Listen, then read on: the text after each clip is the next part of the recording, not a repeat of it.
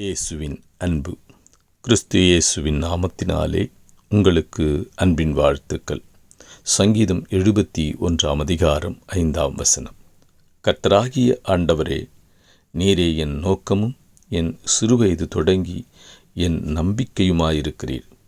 அம்பிரியமானவர்களே, இந்த வசனத்தை நான் எப்பொழுதெல்லாம் நான் வாசிக்கிறேனோ அப்பொழுதெல்லாம் கர்த்தர் எனக்கு புது நம்பிக்கையும் பலத்தையும் கொடுப்பார்.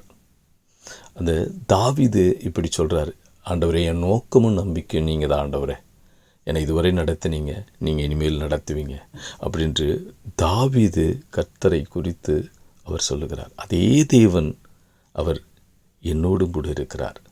நான் இந்த வசனத்தை வாசிக்கும் பொழுதெல்லாம் கர்த்தர் எனக்குள்ளே சொல்லுவார், மகனே, நான் உன் கூட இருக்கிறேன், மகனே, நான் உன் கூட இருக்கிறேன். நான் எப்பெல்லாம் நான் சோதனையின் விளிம்பில் இருக்கிறனோ, விரக்தியில் இருக்கிறனோ, நம்பிக்கையற்றவனாய் இந்த உலகத்தில் எல்லா விஷயத்திலும் கைவிடப்பட்டு இதோ நிர்கதியாய் நிற்கிறேனோ, அப்பொழுதெல்லாம் இந்த வசனம் என்னை தேற்றும். ஆண்டவரே, சிறுவயது தொடங்கி என்னை நீங்கள் கரம் பிடிச்சிங்க, என் நம்பிக்கையும் என் நோக்கமும் நீங்கள் தான் ஆண்டவரே. நான் இந்த உலகத்தில் உண்மை மட்டும்தான் நம்பியிருக்கிறேன், நான் வேறு ஒருத்தரையும் நான் நோக்கி பார்க்கவில்லை.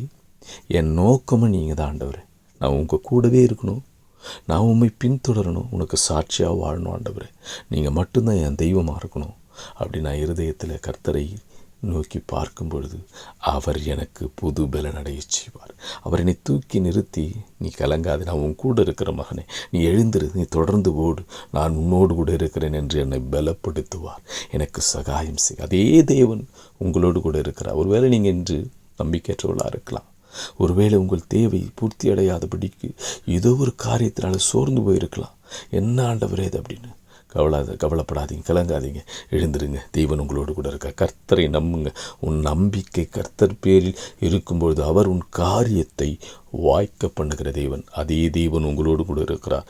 அவர் இன்று உங்களுக்கு பலத்தை கொடுத்து புது நம்பிக்கை கொடுத்து உங்களை உயர்த்தப் போகிறார்.